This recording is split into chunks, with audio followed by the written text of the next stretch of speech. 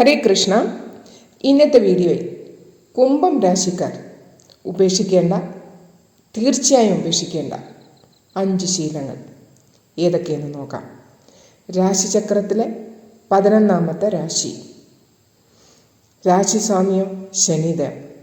ശനി എന്ന് പറയുന്നത് ആഗ്രഹങ്ങളുടെ, കർമ്മത്തിൻ്റെ, കർമ്മഫലത്തിൻ്റെ, ദുഃഖത്തിൻ്റെ ഒക്കെയുള്ള ഒരു ഗ്രഹമാണ് ശനിദേവ്. കൂടാതെ ഈ കുംഭരാശി ആഗ്രഹങ്ങളുടെ, നിങ്ങളുടെ സ്വപ്നങ്ങളുടെ ഒക്കെയുള്ള ഒരു രാശിയാണ്.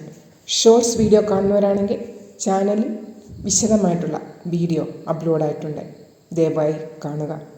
വീഡിയോയുടെ അവസാനം നിങ്ങൾ ചെയ്യേണ്ട ഉപായങ്ങളും അതുപോലെ തന്നെ ഒരു വാസ്തു ടിപ്പും ഉണ്ടായിരിക്കും.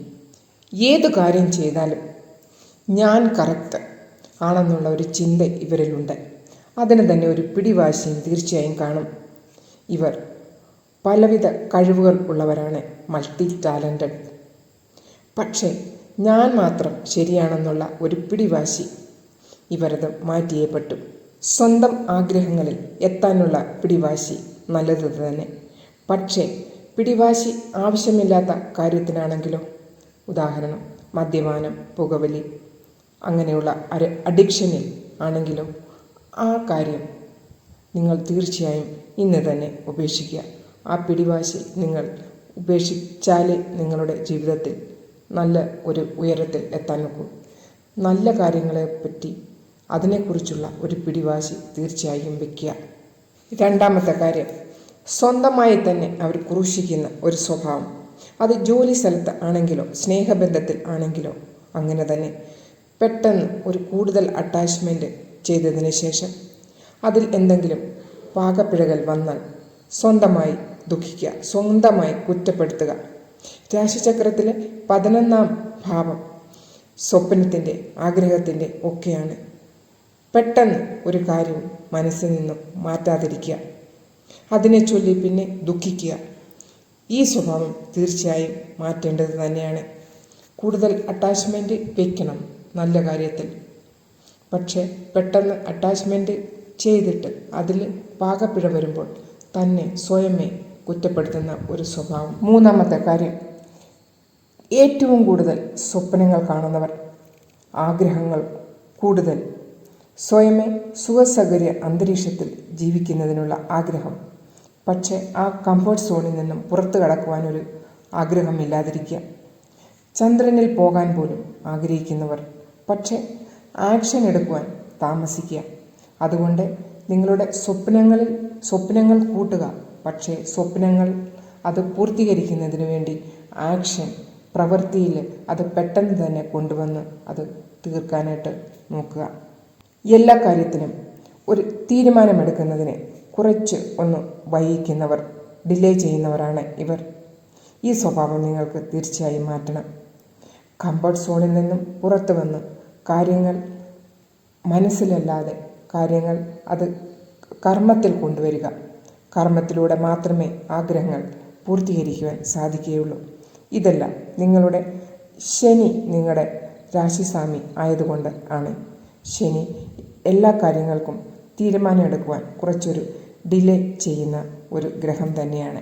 അപ്പോൾ നിങ്ങൾ ഇത് മനസ്സിലാക്കി വയ്ക്കുകയാണെങ്കിൽ നിങ്ങൾക്കിത് ഇതിൽ നിന്നൊക്കെ പുറത്തു കടക്കുവാനായിട്ട് സാധിക്കും. 4ാമത്തെ കാര്യം, ഏതൊരു കാര്യം ചെയ്താലും അതിലൊരു സംതൃപ്തി പെട്ടെന്ന് കിട്ടുകയില്ല. എന്തെങ്കിലും ഒരു കുറവ് കണ്ടെത്തും. നിങ്ങളുടെ ജീവിതത്തിൽ വിജയിക്കണമെങ്കിൽ ആഗ്രഹിച്ച് കിട്ടിയ കാര്യങ്ങളിൽ നിന്ന്, ഫലങ്ങളിൽ നിന്ന് സംതൃപ്തി കൊണ്ടുവരിക.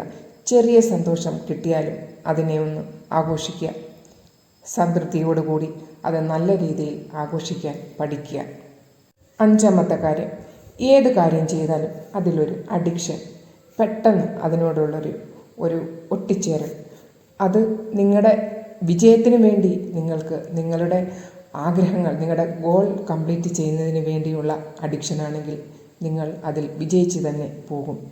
പക്ഷേ അത് നിങ്ങളുടെ ഫ്രണ്ട്ഷിപ്പിലോ അതുപോലെ തന്നെ ഗെയിമൊക്കെ കളിക്കുന്നതിലോ ഓൺലൈൻ ടൈം സ്പെൻഡ് ചെയ്യുന്നതിലോ ഒക്കെയാണെങ്കിൽ അത് നല്ല കാര്യമല്ല. അപ്പോൾ നല്ല ഒരു ഉദ്ദേശം വെച്ച് അത് നിങ്ങൾക്ക് കിട്ടണമെന്നുള്ള ഒരു ആഗ്രഹത്താൽ നിങ്ങൾ അതിൽ നല്ല കാര്യത്തിൽ അഡിക്ഷൻ ചെയ്യുക. അതിനോട് ഒട്ടിച്ചേർന്ന് അത് ചെയ്ത് നിങ്ങളുടെ ജീവിതം വിജയകരമാക്കാൻ നിങ്ങൾ ശ്രമിക്കുക. അങ്ങനെ ചെയ്യുന്നവർക്ക് അത് തീർച്ചയായും വിജയത്തിൽ എത്തുക തന്നെ ചെയ്യും. അപ്പോൾ നിങ്ങളുടെ നല്ല കാര്യത്തിനുള്ള ഒരു അഡിക്ഷൻ തീർച്ചയായും വയ്ക്കുക. അത് നിങ്ങളെ തീർച്ചയായിട്ടും വിജയത്തിൽ ചെന്ന് എത്തിക്കുന്നതാണ്. ആവശ്യമില്ലാത്ത കാര്യങ്ങൾ ടെസ്റ്റ് ചെയ്യണമെങ്കിൽ 1-2 പ്രാവശ്യം ടെസ്റ്റ് ചെയ്തേക്ക്, അതിനെ വിട്ടേക്കും. മദ്യപാനം, പുകവലി ഒന്നും നിങ്ങൾ അത് കണ്ടിന്യൂ ചെയ്യാതെ ഇരിക്കുന്നതാണ് ബെറ്റർ. നിങ്ങൾ ചെയ്യേണ്ട ഉപായങ്ങൾ ഏതൊക്കെയെന്ന് നോക്കാം. ആദ്യമായിട്ട് മാതാപിതാക്കളെ സംരക്ഷിക്കുക. അത് നിങ്ങളാക്കിയ മാതാപിതാക്കളെ മറന്ന് ഒരു ജീവിതം നിങ്ങൾ ഒരിക്കലും ജീവിക്കാൻ പോകരുത്. അങ്ങനെയുള്ളവർക്ക് ഒരു രക്ഷയും കാണുകയില്ല. പിന്നെ ചന്ദ്രൻ്റെ ബീജമന്ത്രം നിങ്ങൾ 108 പ്രാവശ്യം നിങ്ങൾക്ക് ചെയ്യാമെങ്കിൽ ചെയ്യുക. ഉദിച്ചു വരുന്ന സൂര്യന് ജല അർപ്പണം ചെയ്യുക. ഹനുമാൻ ചാലീസ ഡെയിലി അല്ലെങ്കിൽ ചൊവ്വാഴ്ച, ശനിയാഴ്ച ദിവസങ്ങളിൽ പാരായണം ചെയ്യുക. ഇന്നത്തെ വാസ്തു ടിപ്പ് ഒരു 15 വയസ്സ് വരെ കുട്ടികൾക്ക് വേണ്ടിയുള്ള കാര്യമാണ് പറയുന്നത്. അപ്പോൾ ഈ കുട്ടികളുടെ സ്റ്റഡി റൂം, ഒരു സ്റ്റഡി ടേബിൾ റൂമുള്ളവർ സെപ്പറേറ്റ് റൂം കൊടുക്കുക. റൂം കിഴക്ക് വടക്ക് കോർണറിലുള്ള റൂം കൊടുക്കുന്നത് ബെറ്റർ ആയിരിക്കും. റൂം സെപ്പറേറ്റ് ഇല്ലാത്തവർ നിങ്ങളുടെ വീടിൻ്റെ ഏതെങ്കിലും ഒരു മുറിയുടെ കിഴക്ക് വടക്ക് കോർണർ നോക്കി നിങ്ങൾ സ്റ്റഡി ടേബിൾ ഇടുന്നത് ബെറ്റർ ആയിരിക്കും. അപ്പോൾ സ്റ്റഡി ടേബിൾ ഇടുമ്പോൾ ചെയർ ഭിത്തിയോട് ചേർന്നും ടേബിളിൻ്റെ ഫ്രണ്ടിൽ കുറച്ച് സ്ഥലം ഒഴിഞ്ഞിടുന്നത് ഏറ്റവും നല്ല കാര്യമാണ്. ഇത് കുട്ടികൾക്ക് നല്ല ഓപ്പർച്യൂണിറ്റീസൊക്കെ കിട്ടുന്നതിന് ഉള്ള ഒരു സാഹചര്യം സൃഷ്ടിക്കും. അതുകൊണ്ട് സ്റ്റഡി ടേബിൾ അറേഞ്ച് ചെയ്യുമ്പോൾ പ്രത്യേകം ശ്രദ്ധിക്കുക. അപ്പോൾ ഇന്നത്തെ വീഡിയോ ഇത്രമേ ഉള്ളൂ.